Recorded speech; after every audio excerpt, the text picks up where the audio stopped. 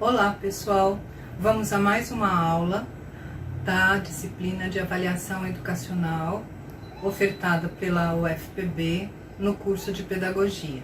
Só para esclarecer, nós estamos no 6º dia letivo da disciplina, dia 13/10/2020, para melhor orientar a procura de vocês no SIGA-A, no nosso planejamento. Vamos lá então.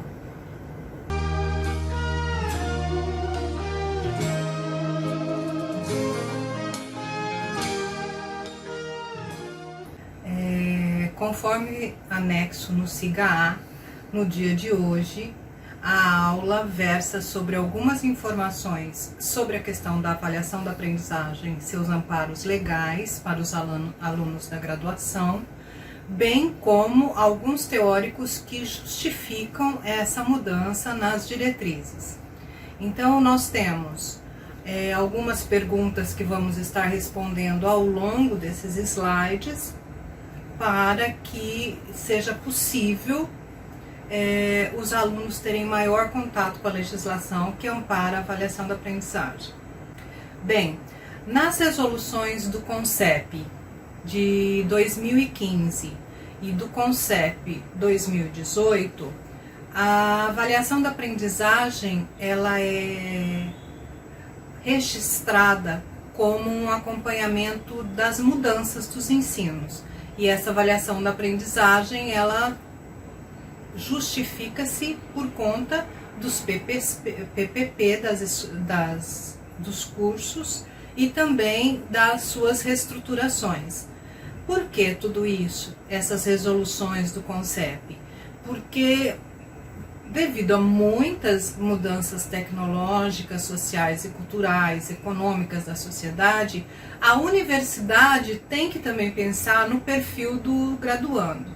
E por ser uma questão didática necessária e permanente ao ato de ensinar e de aprender, alguns autores que são apresentados nesses slides servirão de subsídio para novas leituras, para complementação de tudo que a gente vem discutindo ao longo da avaliação educacional. E aí esses autores são Jussara Hoffmann, Charles Hadji, Cipriano Lucchesi, Maria Tereza Esteban, Inês Barbosa Oliveira, Jansen Felipe e Lea de Presbíteres. Esses autores, eles estão trazendo essa preocupação de inserir o aluno nesse contexto e acompanhar todo esse processo de aquisição do conhecimento. E aí é claro que, por que avaliar o graduando segundo o amparo legal, é para saber se ele de fato está aprendendo. Porque muitas vezes o sistema oferece conhecimentos, mas os alunos não acompanham essa oferta do conhecimento, com muita deficiência e muita dificuldade. E nem sempre no ensino superior se olha com esse tato necessário para saber se de fato o aluno está aprendendo. Portanto, acompanhar passo a passo o processo de ensino-aprendizagem numa perspectiva contínua, onde o professor avalia o que ensina e o graduando o que aprende, acaba nos trazendo o destaque para a avaliação contínua, que é comparar os resultados obtidos com os objetivos propostos no planejamento de ensino, constando, portanto, os objetivos e constatando os progressos, as dificuldades e as reorientações do trabalho docente. Segundo esses autores listados anteriormente, existem alguns pressupostos avaliativos que devem orientar tanto a prática pedagógica do professor quanto o estudo autônomo do próprio aluno, onde todos têm capacidades de aprender, independente do tempo e do espaço. Existe uma partilha de responsabilidade entre graduandos e professores. A avaliação, ela deve sair daquela perspectiva técnica e autoritária e passar a ser uma avaliação de processo, porque a avaliação, ela está relacionada a uma concepção de homem e de sociedade. Se queremos uma sociedade mais justa, mais igualitária, mais democrática, as práticas pedagógicas avaliativas também devem versar por esse mesmo ângulo, ou seja, incluir o sujeito no processo, dialogar com o sujeito, verificar as dificuldades, intervir nas dificuldades e propor alternativas de ajustes dessas dificuldades de superação. Também ao professor e à instituição cabe uma seleção criteriosa e diversificada das propostas de atividades e de tarefas aos graduandos, tanto da avaliação quanto da aprendizagem. Essa seleção criteriosa e diversificada de atividades, ela deve ser construída na sala de aula com uma cultura positiva de sucesso, de que é capaz e que vão aprender e de que o professor está ali para acompanhar e sugerir alternativas de superação dessas dificuldades. Então, as tarefas propostas devem refletir uma relação estreita entre as didáticas específicas das disciplinas e a avaliação. Nesse sentido, a avaliação ela deve ser considerada enquanto processo. E as características da avaliação enquanto processo é aquela que é centrada em quem aprende, é mutuamente benéfica tanto para o professor quanto para o aluno, ela é formativa porque forma tanto o profissional em serviço, que é o professor, quanto o futuro profissional, que é o aluno. É específica com o contexto, considera onde o aluno se encontra e aonde a universidade se encontra, está em constante andamento e tem raízes nas boas práticas de ensino. Consequentemente, se eu ensino bem, o meu processo de avaliação também deve versar por esse acompanhamento do processo de ensinar, uma vez que uma não está desvinculado da outra. Ou seja, o ato de ensinar não está desvinculado do ato de avaliar. Temos diversos tipos de avaliação. Temos a avaliação diagnóstica, a formativa e a somativa.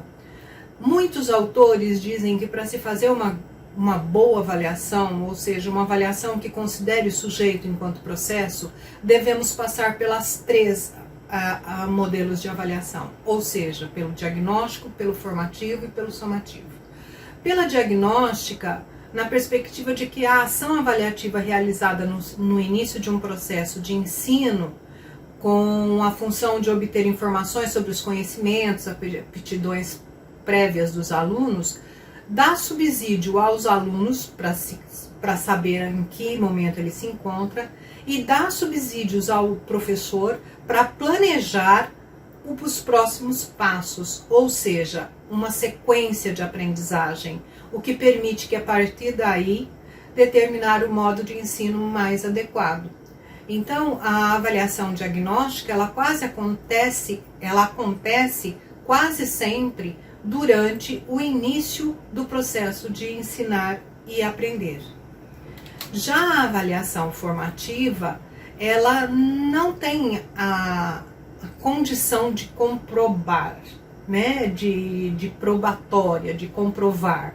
Ela tem a função de se incorporar ao ato de ensinar na perspectiva da ação de formação do aluno. Alguns autores, citados logo no início, consideram que a avaliação formativa engloba as outras modalidades de avaliação, já que ela se dá durante todo o processo educacional. Seu caráter é sempre especialmente pedagógico, porque fornece informações tanto ao aluno quanto ao professor do estágio da aprendizagem do aluno. E já a avaliação somativa é uma modalidade avaliativa pontual. Então, podemos dizer que durante todo o processo de avaliação, você tem o processo diagnóstico, que é aquele que você determina em que estágio da aprendizagem ou o que o aluno já tem de conhecimento prévio sobre os conteúdos a serem ensinados e implementa ações para que aconteçam. A avaliação formativa é todo esse ato de observar o que o aluno sabe, o que não sabe, fazer intervenções para que aconteça a aprendizagem. E a avaliação somatória é aquela que se dá bimestralmente, é aquela que se dá com a junção de notas de atividades e de tarefas propostas para os alunos, que vão dar uma média para ele passar de uma turma para outra. Então, a avaliação somativa, ela está muito mais preocupada com os resultados das aprendizagens. E essa modalidade avaliativa sintetiza as aprendizagens dos alunos, tendo por base os critérios gerais. Sua capacidade é de informar, situar e classificar o aluno. Então, dentro de um processo de avaliação, temos a diagnóstica, a formativa e a somativa. Por quê? Porque a legislação ainda do Ministério da Educação, que é onde nos rege, a Lei de Diretrizes e Bases da Educação Básica, ela nos diz que o aluno deverá ser avaliado por critério ou por conceito, ou por nota. Então, nesse caso, ao final de cada processo, se é dos ciclos, conforme o texto anterior nos colocou, se é dos ciclos, ao final do terceiro ano, no final do primeiro ciclo, ele terá uma avaliação somativa. Mas, enquanto isso, ele teve toda uma avaliação diagnóstica e formativa para que desse esse resultado final, esse resultado da avaliação somativa. Gostaria que vocês pegassem o gráfico que aparece antes, durante e depois da avaliação da aprendizagem e funções. Por quê? Porque a avaliação da aprendizagem e funções, ela tem como objetivo acompanhar o ensino-aprendizagem. Antes, ela se dá de forma coletiva, ela é prognóstica, ela é individual, porque ela diagnostica em que momento o aluno se encontra. Ela se dá durante o processo de ensino-aprendizagem, porque ela interage com o conhecimento, interage entre professor e aluno. É retroativa, porque traz elementos já aprendidos em outras situações do cotidiano. E proativa, porque vai fazer com que o aluno, ao longo de todo esse processo, se autoavalie. E se autoavalie não somente no processo de ensino-aprendizagem, mas também nos processos sociais dele. E ela é somativa ao final de todo esse processo, no depois de aprender, porque no final do processo ela tem atribuição de notas ou conceitos. Então, eu trouxe esse gráfico no slide para que, de fato, ele nos explique tudo que a gente vem discutindo ao longo de todo o processo.